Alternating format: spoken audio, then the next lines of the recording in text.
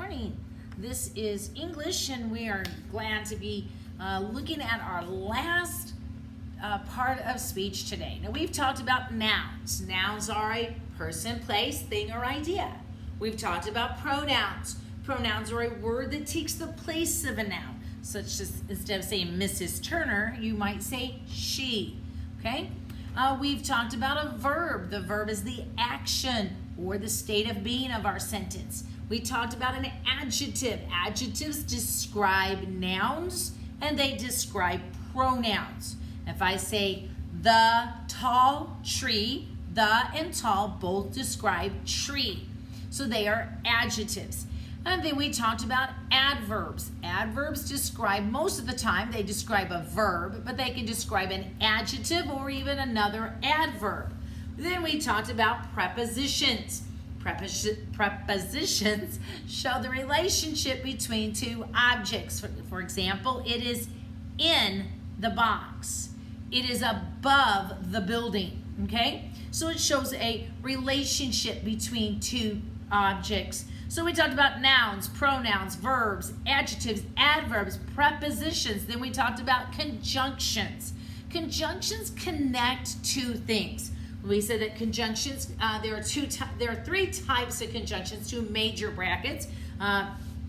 We have coordinating conjunctions, which included our correlative conjunctions, because coordinating conjunctions are going to be and, but, or, nor, for, yet. But we said that the others, when there are pairs, we call them correlative conjunctions, and that's either or, okay? Those kinds of things. Then we said there were subordinating conjunctions. Subordinating conjunctions introduce adverb phrases. Subordinating conjunctions introduce adverb phrases. Adverb phrases are adverb clauses. I keep saying phrases, sorry. Adverb clauses. Adverb clauses are dependent. So if I say, since school is out, comma, we are doing classes online. Okay? Since school is out, that is a dependent clause. It cannot stand by itself. And that's what we're going to find are subordinate conjunctions, connecting a dependent clause to an independent clause. The last part of speech is the interjection. Interjections show a great emotion, okay? Most of the time, an interjection will be followed by an exclamation point to show great excitement or great fear. Now, you can follow them by a comma if you want to include them in your sentence, but you don't want them to have an exorbitant or an extreme amount of expression, okay?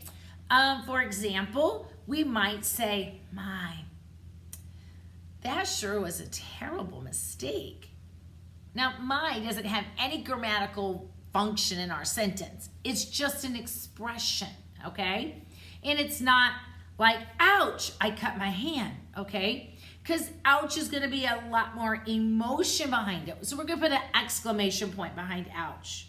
But we might put a comma after may. Now, on the other hand, if you're trying to get someone to stop bugging you, that's going to be very different than if you're trying to get them to stop so they don't run in front of a car.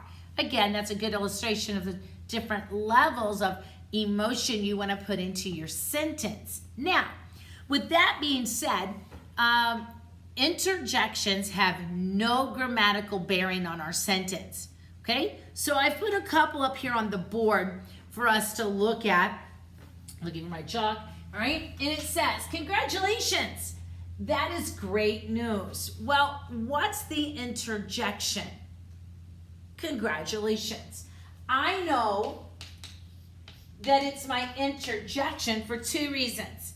It doesn't really have anything else to do with the rest of the sentence, number one. And number two, it's going to be set off by an exclamation point right in front of my sentence. Interjections always come at the beginning. You wouldn't say something and then have the excitement, okay? So you're going to say at the beginning. So now look at your sentence. That is great news. What's our verb? Is. Who or what is? That.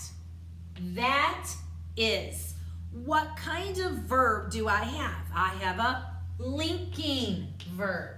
This is my subject. I have a linking verb. If I have a linking verb, what type of complement might I have? I might have a direct object, or I might have a predicate nominative or a predicate adjective. So I look at my sentence and say, okay, it's a linking verb, so that can't have a direct object. It has to be a predicate adjective or a predicate nominative. Okay, so that equals what? That equals news. So news is going to be my complement. It's going to be my predicate nominative. What kind of news do I have? I have great news. Since great describes news, and news is a noun, then the word great serves as a adjective, okay? Now, we went through all of that because we're going to diagram interjections today, okay? So let's review. Interjections come at the beginning of our sentence and they have no grammatical bearing on our sentence. They simply help us to show an expression or to give great emotion, okay? An interjection can be followed by an exclamation point or by a comma. Now, when I diagram this sentence, I'm going to ignore my interjection for just a second. All I'm going to do is look at my sentence and say, okay, my verb is, my subject is that that equals news. That is my predicate nominative. That is news. What kind of news? It is great news. So I have my adjective. Now I have all of my sentence diagrammed except my interjection. The interjection, as you can see in your book, simply goes on a line right above the sentence and it does not connect.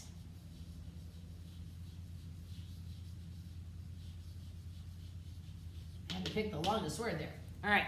Congratulations goes on a line above the sentence, but it does not connect to the sentence. Look at the next one.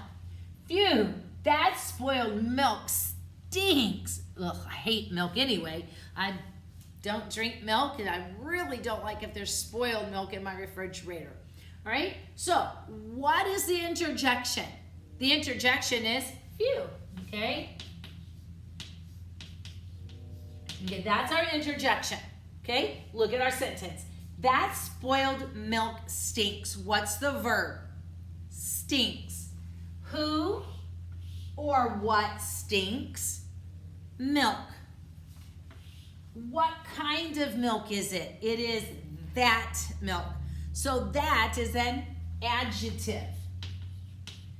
What is spoiled? It tells me what kind of milk. It's spoiled milk. So it's also an adjective. So interjections go where? On a line up here by itself. It does not touch my sentence. So there's my interjection. Now I'm going to diagram my sentence. The word stinks is my verb. Milk is my subject. That is an adjective describing the milk.